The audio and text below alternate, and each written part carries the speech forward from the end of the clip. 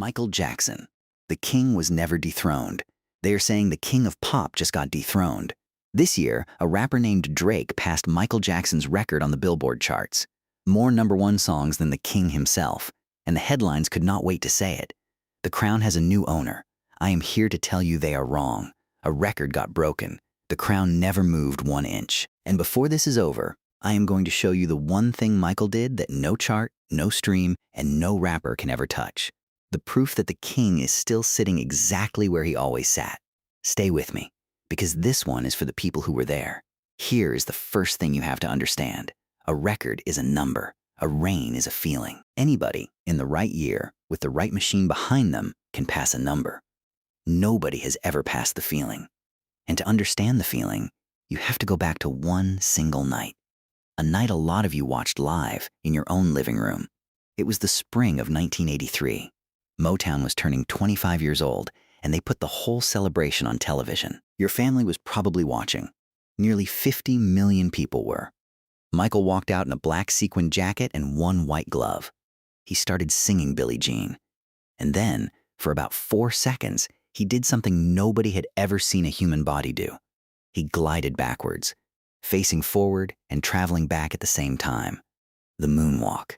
And the whole country gasped at the exact same moment. Think about what that means. There was no slow motion, no rewind button, no pausing it to watch again.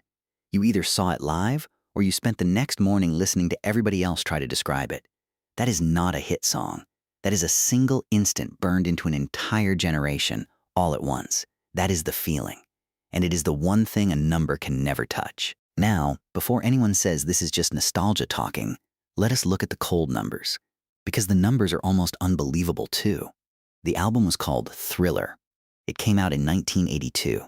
7 singles were released from that one album, and every single one of them reached the top 10. All 7. No album in the history of the charts had ever done that before. He set the record. Then, in 1984, Michael walked into the Grammy Awards and walked back out with 8 of them in one night. 8 Grammys in a single evening. He was 25 years old. Nobody had ever done that either. And by most counts around the world, Thriller is still the best-selling album in history, around 70 million copies from one record. But here is the part that should stop you cold. He did all of it with no internet, no streaming, no algorithm pushing his songs into your phone, no social media at all. There was radio, and there was one music channel called MTV. That was the entire machine. Today, an artist can drop 40 songs in a single week and let a computer flood the charts for them. Michael pushed one song at a time into a world with far fewer doors. And he kicked every one of them wide open. So why does breaking his record feel so empty? Because a chart only measures one thing. How many people pressed play this week? It cannot measure whether a song got inside people, whether it crossed the line out of music and into memory. And that line is exactly where Michael lived. You might not even call yourself a fan. You still know the moves. You still know the glove. You hear the first few beats of Billie Jean and your shoulders start moving before your brain even catches up. That is not popularity. That is something far deeper. That is muscle memory in a whole civilization. Here is how you know somebody has truly become permanent. It is when people who have nothing to do with the music world still carry the code.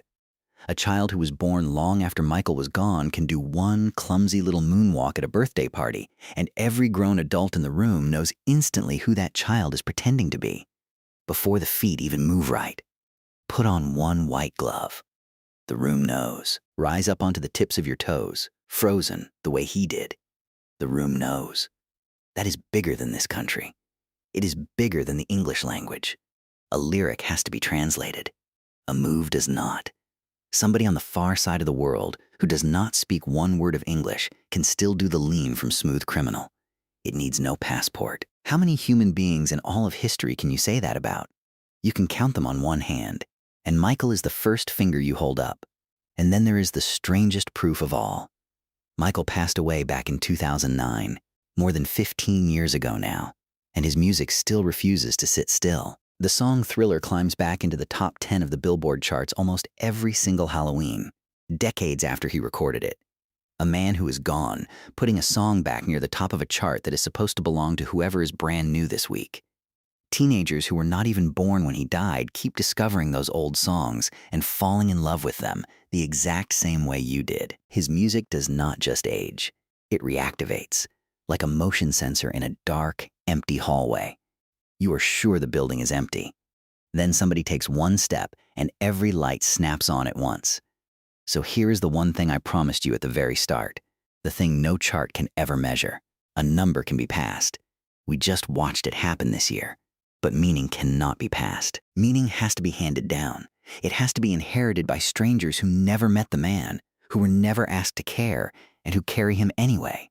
Children inherit him. People in countries he never once visited inherit him.